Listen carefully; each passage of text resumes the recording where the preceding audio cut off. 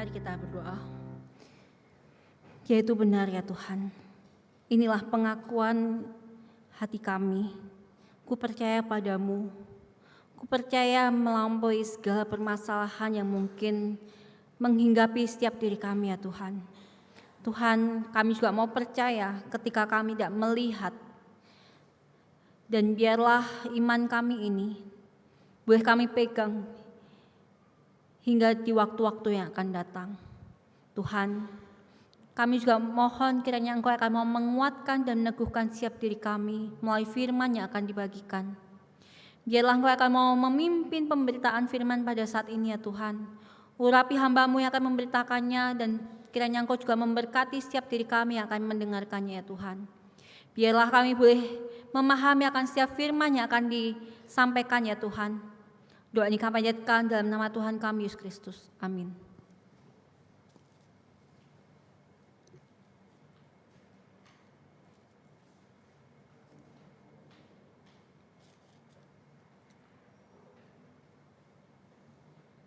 Shalom Bapak Ibu yang dikasih Tuhan.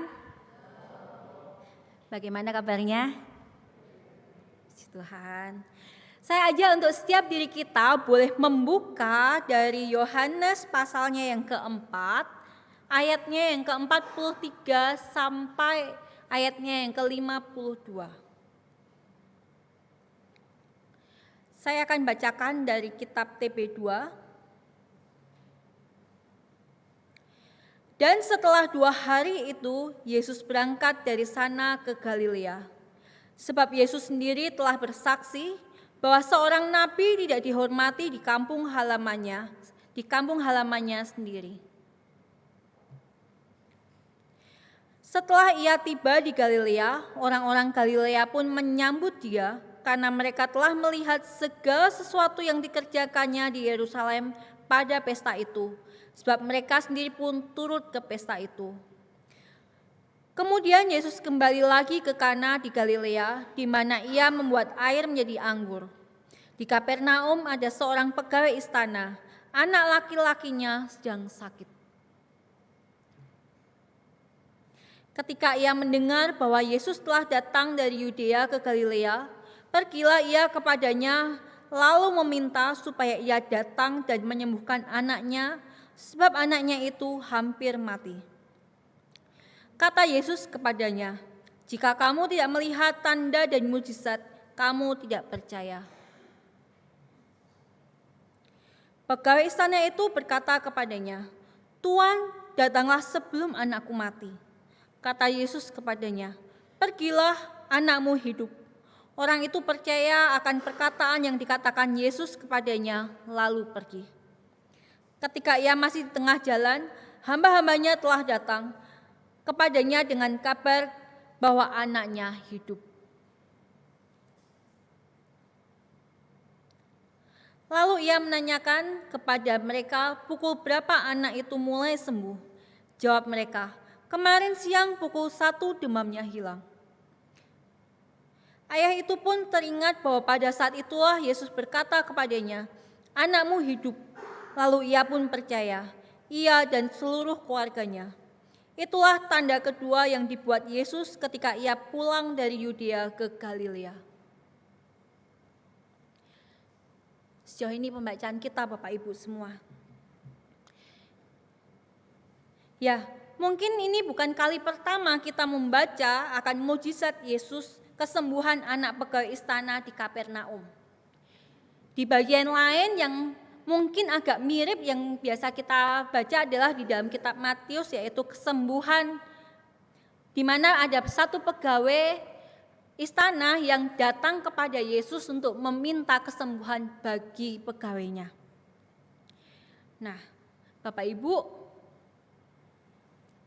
mujizat kesembuhan atau sesuatu yang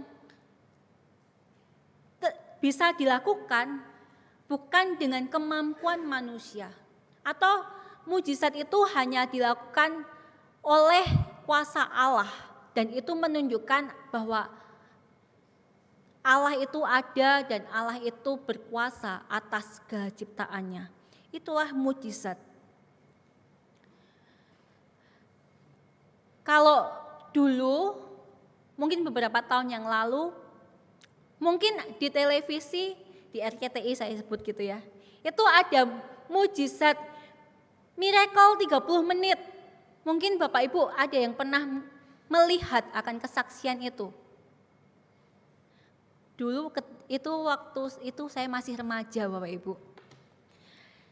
Saya ingat akan siaran itu kenapa? Karena untuk saya siaran itu cukup menakjubkan.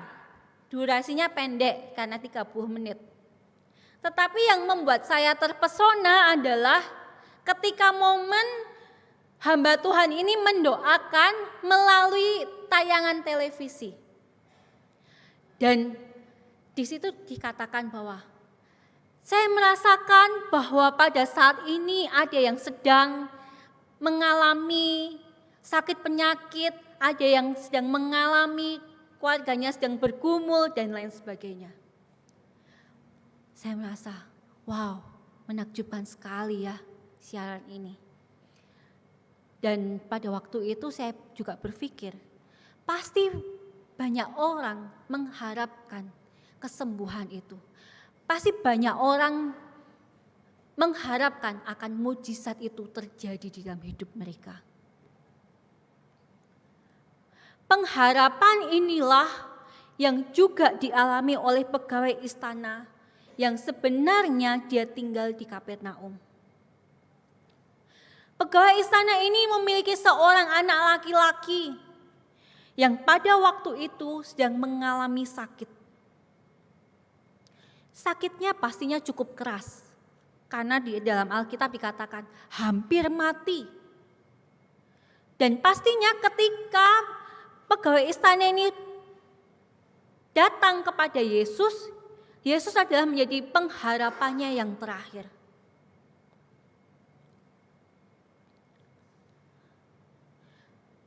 Dan kenapa pegawai istana itu berani datang kepada Yesus dan menjadikan Yesus menjadi pengharapannya yang terakhir? Sudah pasti pegawai istana ini juga mendengar atau mungkin bisa jadi dia menyaksikan akan mujizat yang dilakukan oleh Tuhan Yesus ketika Tuhan Yesus mengubah air menjadi anggur. Bukankah tindakan mengubah air biasa menjadi anggur itu adalah suatu hal yang menakjubkan? Siapa manusia yang bisa mengubah air biasa menjadi anggur? Pastinya tidak ada satu orang pun yang bisa. Tetapi Yesus anak Maria bisa pada waktu itu. Karena tindakan itu, perbuatan itu di luar nalar manusia, perbuatan itu tidak sembarang orang bisa melakukannya. Maka nama Yesus sangat dikenal oleh banyak orang. Bahkan banyak orang menjadi percaya bahwa Yesus bisa melakukan mujizat itu. Kenapa? Karena mereka sudah melihat buktinya.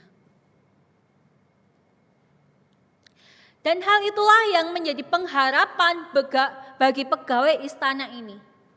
Jikalau Yesus bisa mengubah air menjadi anggur, maka aku akan mencoba datang kepadanya supaya Yesus menyembuhkan anakku yang sedang sakit keras.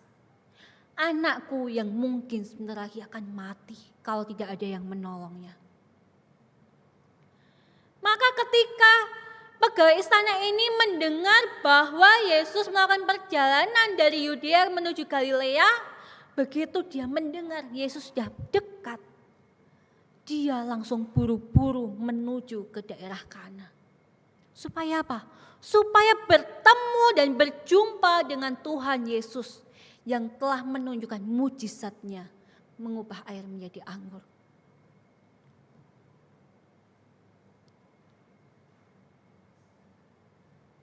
Di dalam kisah ini kita bisa melihat dua hal.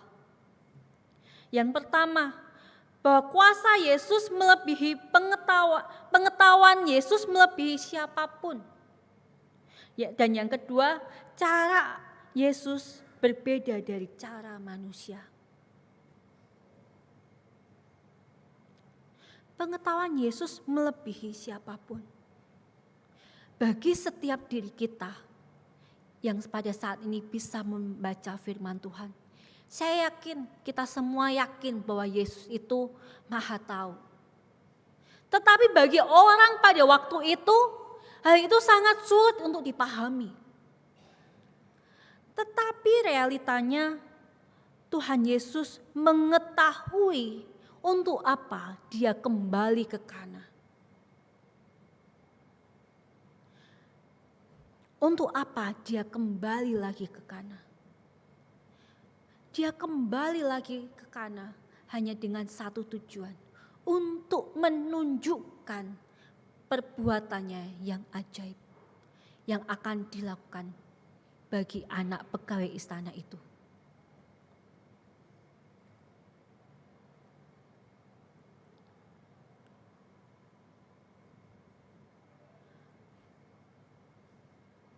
Bapak Ibu,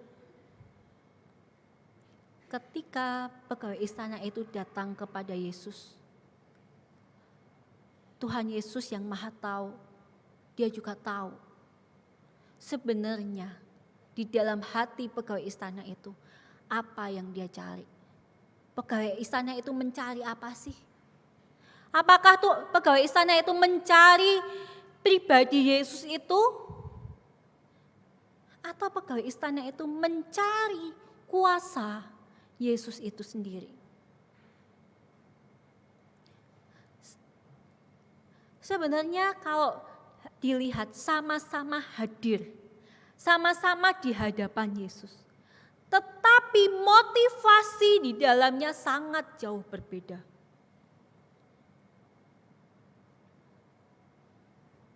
Yesus tahu isi hati manusia. Oleh sebab itu, ketika pegawai istana itu mengatakan, "Tuan, datanglah ke rumahku, karena anakku sedang sakit, bahkan hampir mati." Maka Tuhan Yesus pada waktu itu tidak langsung menjawab ya dan tidak. Tetapi dengan pengetahuannya, dia menjawab, "Jika kamu tidak melihat tanda dan mujizat, kamu tidak percaya."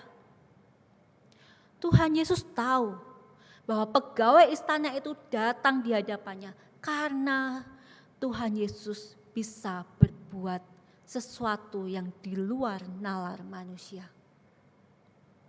Jadi pegawai istana itu ketika pertama kali datang di hadapan Tuhan Yesus bukan mencari pribadi Yesus itu sendiri.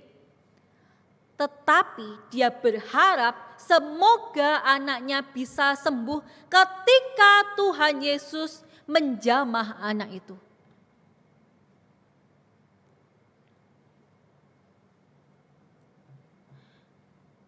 Bapak Ibu, sebenarnya pengakuan bahwa Tuhan Yesus sudah tahu akan hati manusia, itu juga dapat kita lihat di dalam Yohanes 2. Kita bisa buka ayatnya yang Yohanes 2 ayatnya yang ke-23. Di situ dikatakan, "Sementara ia di Yerusalem selama hari raya Paskah, banyak orang percaya dalam namanya karena mereka telah melihat tanda-tanda yang diadakannya. Namun Yesus sendiri tidak mempercayakan dirinya kepada mereka karena ia mengenal semua manusia." Yesus mengenal manusia. Yesus tahu apa yang ada dalam hati manusia itu ketika mencari Dia. Banyak orang terpesona akan kuasa yang diperbuat oleh Tuhan Yesus. Tetapi tidak banyak orang yang datang kepadanya karena rindu mencari Sang Mesias itu sendiri.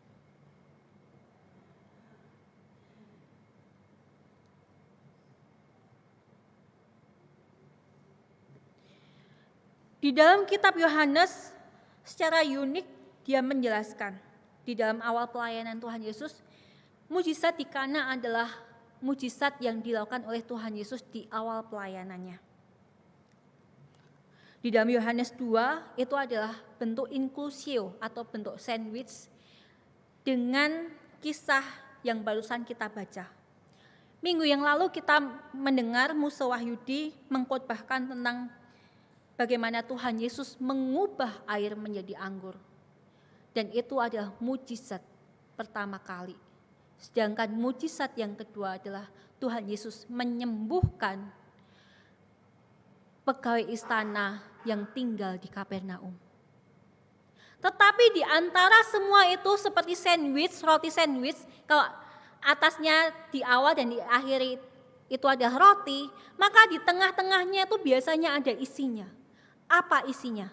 Kalau kita melihat kisah di dalam kitab Yohanes itu, kita melihat bagaimana ketika Yesus setelah mengubah air menjadi anggur, dia lalu melanjutkan perjalanannya ke Kapernaum.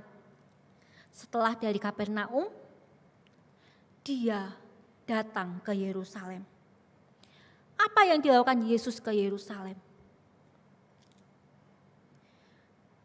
Pada waktu itu hari Paskah, dan ketika Tuhan Yesus melihat bahwa banyak orang tidak menghargai bait Allah yang seharusnya dipergunakan untuk tempat beribadah, tetapi dipergunakan untuk berdagang, maka Tuhan Yesus marah dan menyungkir balikan semua dagangan itu. Tetapi di momen itu sebenarnya Tuhan Yesus menunjukkan bahwa dia berkuasa.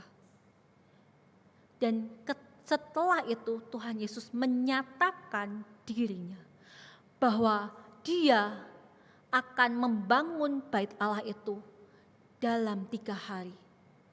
Bait Allah yang telah hancur akan dibangun kembali dalam kurun waktu 3 hari. Pastinya pernyataan Tuhan Yesus ini bukanlah pernyataan secara literal, di mana Tuhan Yesus benar-benar membangun bait Allah secara fisik dalam 3 hari. Tetapi yang dia maksud adalah bahwa dia adalah anak Allah yang akan mengalami kematian tetapi akan bangkit dalam jangka waktu 3 hari. Dan dia adalah bait Allah itu sendiri. Setelah itu kita melihat akan kisah percakapannya dengan Nikodemus. Di momen inilah Tuhan Yesus mengajarkan kepada Nikodemus bahwa dialah kehidupan itu. Melalui Yesus Kristus itulah ada kehidupan itu.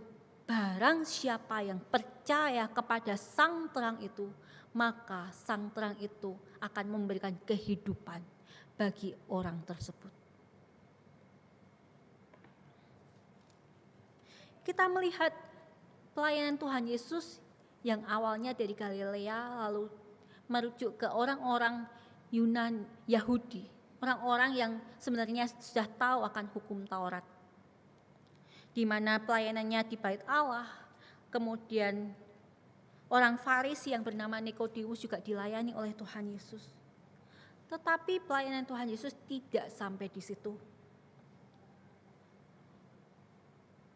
Tuhan Yesus melanjutkan pelayanannya kembali menuju ke daerah Syria atau Samaria. Apa yang dilakukan Tuhan Yesus? Tuhan Yesus bertemu dengan perempuan Samaria itu. Kepada perempuan Samaria inilah Tuhan Yesus menyatakan dirinya, akulah air kehidupan itu. Barang siapa yang meminum air itu, dia tidak akan haus lagi. Yang berarti, barang siapa yang percaya kepadaku, maka dia tidak akan mengalami kekeringan lagi. Jadi Bapak Ibu, mujizat Tuhan Yesus dan pernyataan Tuhan Yesus ini menunjukkan identitas dirinya, yaitu Tuhan Yesus adalah Allah itu sendiri. Bukti bahwa Tuhan Yesus Allah adalah ditunjukkan melalui tindakannya, yaitu mujizat yang tidak bisa dilakukan oleh semua orang. Yang kedua, ditunjukkan dengan nama atau gelar yang dikenakan kepada dirinya. Tidak berhenti sampai di situ. Keilahian Yesus juga ditunjukkan dengan pengakuan Yohanes Pembaptis di dalam Yohanes 3 ayatnya yang ke-22 sampai selesai. Di mana Yohanes Pembaptis menyatakan bahwa dirinya bukanlah Mesias. Tetapi Yohanes Pembaptis hanyalah pembuka jalan bagi sang Mesias itu. Lalu siapa sang Mesias yang sejati itu? Dia adalah Yesus Kristus itu sendiri. Jadi sudah pasti ketika Tuhan Yesus menyatakan atau menunjukkan mujizatnya ini, Tuhan Yesus bukan menunjukkan akan kehebatannya saja, Bapak Ibu. Tetapi mujizat ini diperuntukkan supaya setiap orang yang melihatnya, supaya setiap orang yang menyaksikan akan mujizat itu dapat percaya kepada pribadi Yesus itu sendiri. Bukan hanya percaya kepada kuasanya, tetapi yang lebih penting Tuhan Yesus ingin menyatakan, percayalah kepadaku, aku yang sanggup untuk membuat mujizat itu. Di dalamku tidak ada yang mustahil.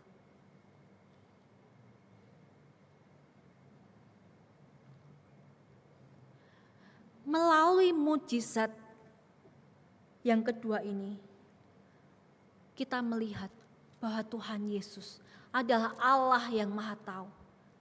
Tidak ada satu hal pun yang tersembunyi daripadanya.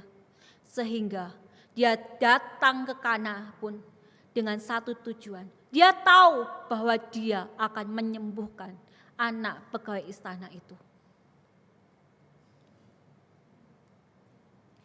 Yang kedua, melalui kisah ini kita melihat bahwa cara Yesus bekerja, cara Allah bekerja berbeda dengan cara manusia yang biasa lakukan. Kita melihat dari kisah ini yang pertama, ketika pegawai istana itu datang kepada Yesus dengan sepenuh hati, pegawai ini menyatakan, Tuhan, datanglah ke rumahku. Di dalam pemikiran pegawai istana ini, dia ingin menunjukkan bahwa kalau Tuhan Yesus datang ke rumahnya, maka anaknya akan sembuh. Jadi secara tidak langsung pegawai istana ini menyatakan bahwa perbuatan kuasa itu harus dilakukan dengan jarak dekat, sama seperti ketika Tuhan Yesus mengubah air menjadi anggur itu. Bukankah itu semua adalah keterbatasan pemikiran manusia, Bapak Ibu semua? Tetapi kenyataannya Tuhan Yesus menunjukkan cara yang berbeda.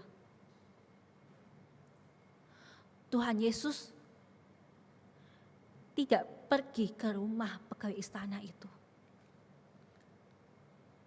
Lalu apa yang dilakukan oleh Tuhan Yesus? Kepada pegawai istana itu dia menyatakan, pergilah anakmu hidup. Cukup dengan kata, pergilah anakmu hidup. Bukankah cara ini adalah cara yang sangat luar biasa Bapak Ibu? Siapa di sini yang kalau seandainya sakit, cuman telepon dokter dan langsung sembuh? Langsung, seketika itu juga langsung sembuh. Saya percaya tidak ada satu orang pun. Tetapi di dalam kemahakuasaan dan kemahatauannya Tuhan Yesus, dia bisa melakukan itu. Ketika Tuhan Yesus menyatakan, anakmu hidup. Hidup di sini berarti saat itu juga anak itu sembuh, anak itu pulih. Tidak menunggu sejenak, tidak menunggu perbedaan waktu lagi. Ketika pegawai istana ini mendengar akan pernyataan Tuhan Yesus ini? Apakah dia percaya? Ya, Alkitab mengatakan dia percaya. Dan dia meresponi. Dia pergi dari hadapan Tuhan Yesus untuk kembali ke rumahnya. Tetapi kalau seandainya setiap diri kita berada di dalam posisi pegawai istana itu, apakah kita semua akan benar-benar percaya ketika ada orang yang mengatakan, pergilah anakmu hidup? Jujur Bapak Ibu, kalau saya berada di dalam posisi pegawai istana itu, saya akan pergi dengan sedikit keraguan. Yakin tapi tidak yakin. Kenapa? Karena di dalam pemikiran saya adalah seharusnya disembuhkan kalau Tuhan Yesus itu datang. Tetapi dia menyaksikan bahwa Tuhan Yesus itu punya kuasa yang tidak dimiliki oleh orang lain. Sehingga berdasarkan akan kesaksian yang sebelumnya bahwa dia melihat, banyak orang yang melihat bahwa Yesus itu berkuasa, dia bersedia percaya, dia bersedia pergi. Tetapi belum tentu dia benar-benar sungguh-sungguh mempercayai pribadi Yesus itu sendiri. Sampai akhirnya dia dalam perjalanan pulang, lalu tiba-tiba pegawainya menghampiri dirinya di tengah jalan. Dan pegawainya menyatakan, anakmu sembuh. Maka untuk memastikan lagi, dia bertanya, kapan anakku sembuh? Kemarin jam 1 siang. Di momen itulah pegawai istana itu percaya kepada pribadi Yesus. Yesus adalah Tuhan yang maha kuasa, Tuhan yang memiliki kuasa yang tidak dimiliki oleh orang lain. Dan Yesus adalah pribadi yang maha tahu. Kemahatauannya tidak dimiliki oleh orang lain.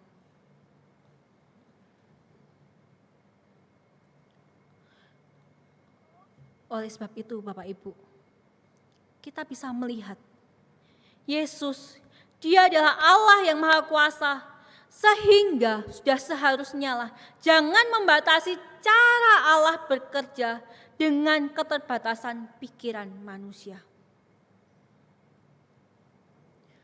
Bukankah hal yang wajar ketika kita sebagai manusia yang bisa berpikir, manusia yang dianugerahkan rasio, memikirkan sesuai dengan keinginannya sendiri, sesuai dengan cara yang biasanya yang terjadi pada umumnya. Tetapi kenyataannya Bapak Ibu, kalau kita mau merenungkan bahwa karya Allah di dalam kehidupan setiap orang tidak akan bisa sepenuhnya terselami pemikiran manusia.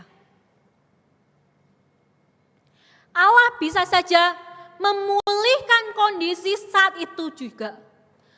Tetapi kita pun harus mengakui bahwa Allah pun bisa saja menanti atau menunda akan pemulihan itu.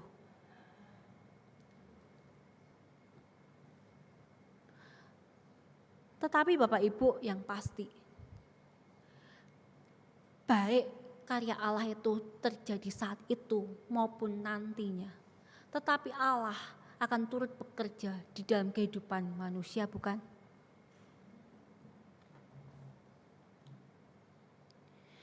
Dan saya juga meyakini bahwa di dalam kehidupan kita pribadi lepas pribadi sekalipun, tidak jarang di dalam hidup kita pergumulan rumah tangga, perekonomian, pergumulan pribadi, ataupun pekerjaan dan juga kesehatan kita alami, bukan? Bukankah kita juga membutuhkan mujizat itu, mujizat yang dari Tuhan itu? Bukankah kita tidak bisa sepenuhnya mengontrol kehidupan kita, Bapak Ibu? Mau sebaik-baiknya kita menjaga kesehatan kita bisa saja sakit. Sebaik-baiknya kita bekerja, bisa saja kita mengalami PHK karena tempat di mana kita bekerja gulung tikar. Sebaik-baiknya kita menjaga rumah tangga, tetapi kita harus mengakui perbedaan keunikan pasangan itu bisa memecahkan rumah tangga itu. Belum kalau ada godaan-godaan yang lain. Mulai kehidupan rumah tangga, bukankah kita menyadari bahwa kita tidak bisa mengontrol 100% pasangan kita? Siapa yang bisa mempengaruhi hati dan pikiran pasangan kita? Kita bisa memberikan masukan, kita bisa memberikan advice, tetapi keputusan pasti tetap kembali ke individu masing-masing, bukan? Disitulah kita membutuhkan Tuhan. Seberapa banyak keluarga yang saat ini sedang bergumul? Seberapa banyak saat ini setiap diri kita yang sedang berjuang di dalam hal ekonomi? Seberapa banyak setiap diri kita yang sedang bergumul untuk mendapatkan pekerjaan atau kita bergumul di dalam pekerjaan itu sendiri? Seberapa banyak di antara kita yang saat ini sedang bergumul dalam hal kesehatan?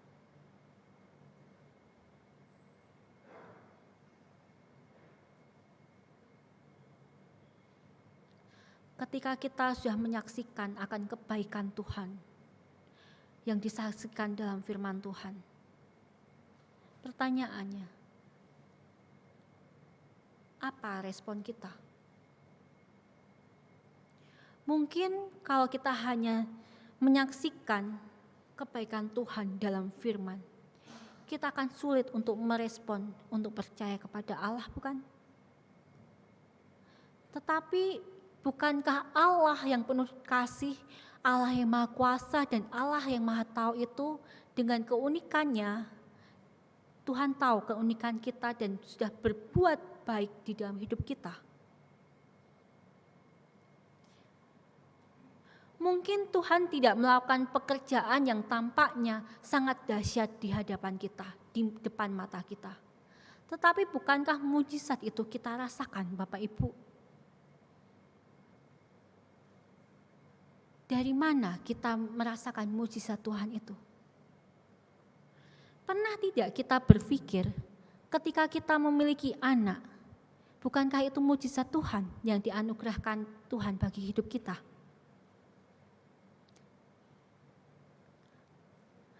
Ketika kita melihat diri kita, bukankah itu adalah suatu mujizat sehingga kita bisa berdiri, kita bisa berjalan, kita berpikir, dan kita bisa bergerak.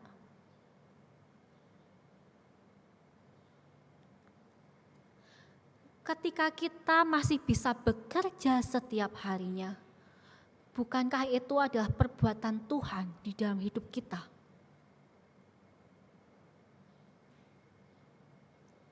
Apakah saya dan engkau masih meragukan Allah? Apakah kita masih bertanya-tanya, di mana Allah? Kenapa Allah tidak peduli di tengah rasa sakitku? Kenapa Allah tidak peduli di tengah pergumulan rumah tanggaku?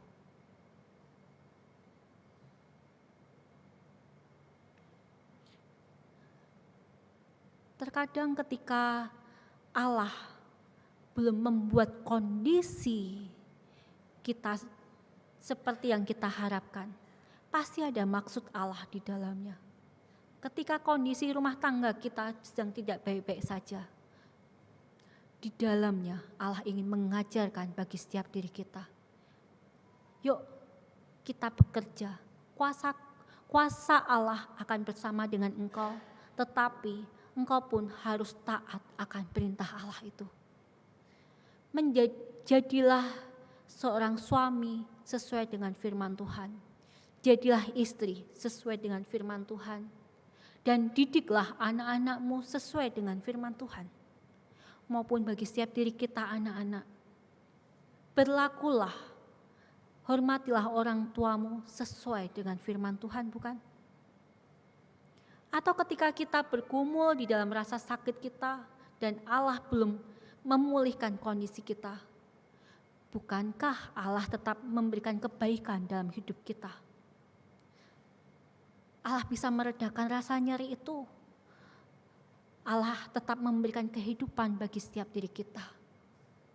Allah tetap memberikan kekuatan untuk kita bisa menanggung segala sesuatunya.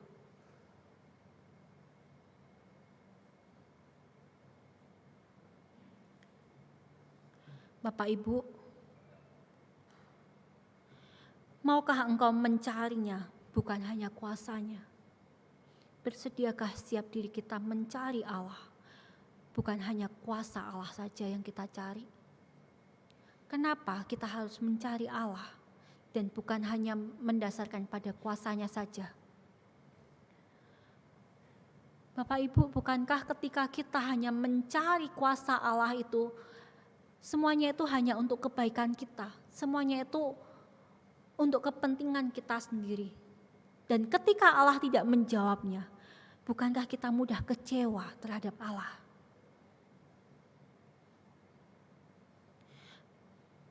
Bukankah ketika kita hanya mencari kuasa Allah saja bagi hidup kita, maka kita bisa kehilangan pengharapan kepada Allah. Kenapa? Karena Allah tidak melakukan sesuai dengan pemikiran kita, sesuai dengan apa yang kita doakan. Tetapi ketika kita mencari Allah di dalam kehidupan kita, bukan hanya mencari kuasanya saja, maka Allah yang Maha Kasih itu akan membuat kita memberikan kepekaan kepada setiap diri kita untuk kita dapat melihat kesetiaan Allah dan kita boleh menyaksikan bahwa Allah tidak akan meninggalkan kita dalam segala kondisi kita, baik sedang sehat maupun sakit, baik sedang dalam bekerja maupun tidak bekerja, baik dalam kondisi rukun ataupun tidak rukun. Dan di tengah pergumulan itu, ketika kita mencari Allah, maka kita akan melihat, oh betapa Allah itu memberikan kuasa yang sangat besar untuk kita bisa menanggung segala sesuatunya. Dan ketika kita mencari Allah, berarti pada saat itu kita belajar untuk menyesuaikan cara pikir kita yang terbatas, cara pikir kita dengan cara pikirnya Tuhan. Ketika semuanya itu terjadi, maka percayalah kita akan melihat karya Allah di dalam kehidupan kita. Bapak Ibu, saya meyakini setiap diri kita juga pernah mengalami akan kuasa Allah itu di dalam hidup kita.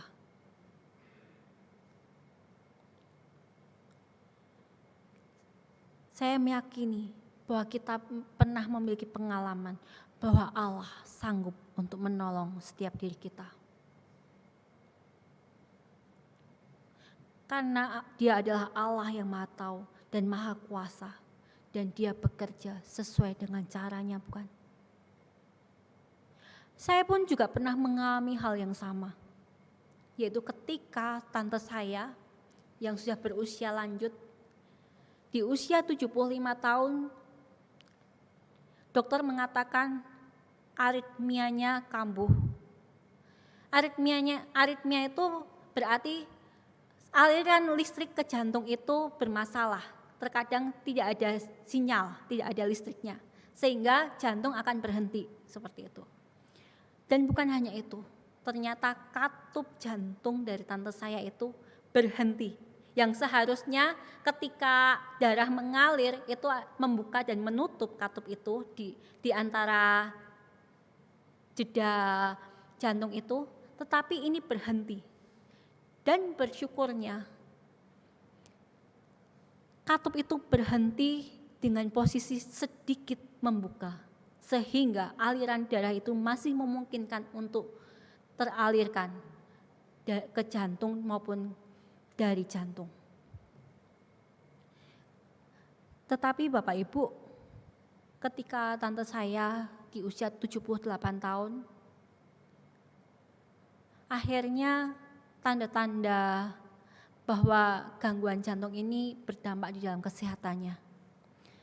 Karena jantungnya bermasalah, menyebabkan dia terkena serangan stroke yang kedua. Jadi bukan karena darah tinggi, tetapi dokter mengatakan ini karena jantung. Dan dalam kondisi ini kami sekeluarga bergumul. Bergumul karena kita sudah tidak memiliki pengharapan lagi. Kita hanya bisa mengandalkan Tuhan untuk bisa memulihkan kondisi tante kami. Tuhan sungguh baik hingga akhirnya tante pulih dengan kondisi yang pasca stroke. Tapi ternyata tidak hanya berhenti sampai di situ Bapak Ibu.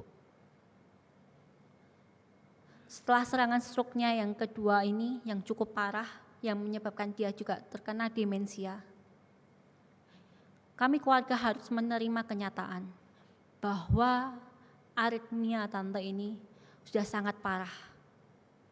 Dan menurut hasil EKG, berhenti denyutnya sudah terlalu lama, sampai seberapa seperkian detik. Dan kalau itu berkelanjutan, maka dia bisa tiba-tiba meninggal dunia. Maka dokter memutuskan bahwa tante saya harus dioperasi. Diberikan satu alat fungsinya untuk memacu jantung itu. Besarannya hanya sebesar korek api. Dan operasi itu dilakukan oleh tante saya di usia 80 tahun. Apakah kami sebagai keluarga takut? Ya, takut. Kami bergumul untuk itu. Tetapi kami menyadari hidup itu adalah kepunyaan Tuhan. Dan satu-satunya yang bisa kami lakukan hanyalah menyandarkan dan memasrahkan kehidupan tante di hadapan Tuhan. Pastinya ini juga menjadi suatu pergumulan yang berat untuk tante saya. Karena beberapa tahun sebelumnya ketika dokter menyatakan harusnya dia operasi, dia sebenarnya tidak bersedia untuk dioperasi. Dia mengatakan, aku tidak mau dioperasi. Kenapa? Karena pemulihannya pasti lama. Yang kedua, belum tentu kalau aku operasi, aku akan hidup. Aku bisa aja mati di meja operasi. Tetapi bukankah Allah itu Maha Kuasa? Karyanya melampaui segala pemikiran manusia. Di usia 80 tahun, tante saya harus menjalani operasi dan sekarang masih hidup. Apakah di dalam kehidupan saya, karya Allah itu selalu semuanya baik? Pasti tidak Bapak Ibu. Saya pun pernah mengalami di momen ketika mama saya harus meninggal. Di mana momen-momen waktu itu di siang hari saya dihubungin. Mama terkena pembuluh darah mama di otak, pecah.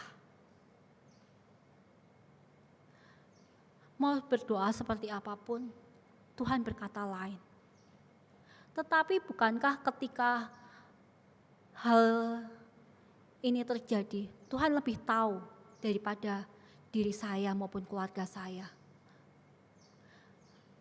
Pekerjaan Allah, karya Allah adalah membawa kebaikan bagi setiap orang yang percaya kepadanya. Dan saya melihat kebaikan Allah di dalam kehidupan setiap diri kami sebagai keluarga. Baik ketika mama saya meninggal, ataupun ketika masa-masa operasi tante saya.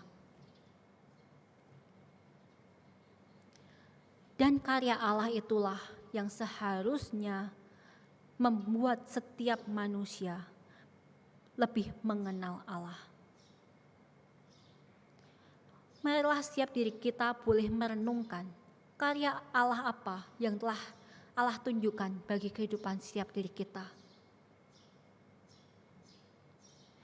Diri kita sudah dianugerahi Allah usia 20, 30, 40, 50, 60 tahun lebih. Pekerjaan Allah apa yang ada dan Allah tunjukkan bagi kehidupan kita? Bersediakah kita tetap menaruh pengharapan kita di tengah pergumulan kita? Mungkin di antara kita ada yang sedang bergumul dengan keluarga. Mungkin ada di antara kita yang saat ini bergumul lagi tentang pekerjaan, tentang ekonomi, tentang pasangan. Atau mungkin di antara kita ada yang sedang bergumul dengan sakit penyakit. Maukah kita meletakkan pengharapan itu dan kepercayaan itu kepada pribadi Allah yang Maha Tahu dan Maha Kuasa?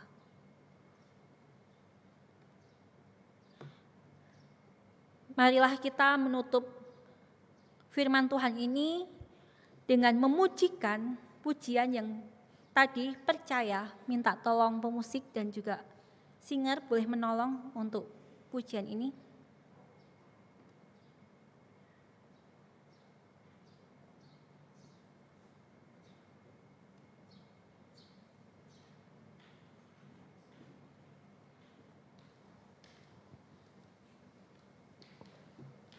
Biarlah pujian ini boleh menjadi pengakuan bagi setiap diri kita bahwa kita bersedia untuk mempercayai Allah. Walaupun mungkin saat ini kita tidak melihat, kita boleh mempercayai Allah. Walaupun mungkin pada saat ini kita dalam kondisi yang tidak baik-baik saja. Percaya di saat ku tak mengerti, percaya di saat ku tak melihat. Percaya, biarlah ku percaya. Percaya di saat ku tak mengerti, percaya di saat ku tak melihat, percaya, ku percaya kasih-Mu sertaku. Percaya berkat-Mu ada bagiku. Berkat-Mu ada bagiku. Percaya tangan-Mu tak lepaskanku. Percaya, ku percaya kasih-Mu sertaku. Percaya, ku percaya firman-Mu yang terjadi, lampaui segala pikiranku. Percaya padamu, percaya, ku percaya firman-Mu ya dan amin, lampaui segala masalahku.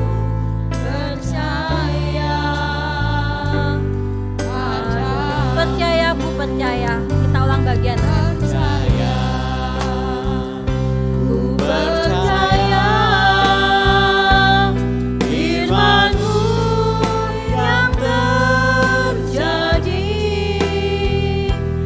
lampaui segala pikiranku. Percaya padamu, percaya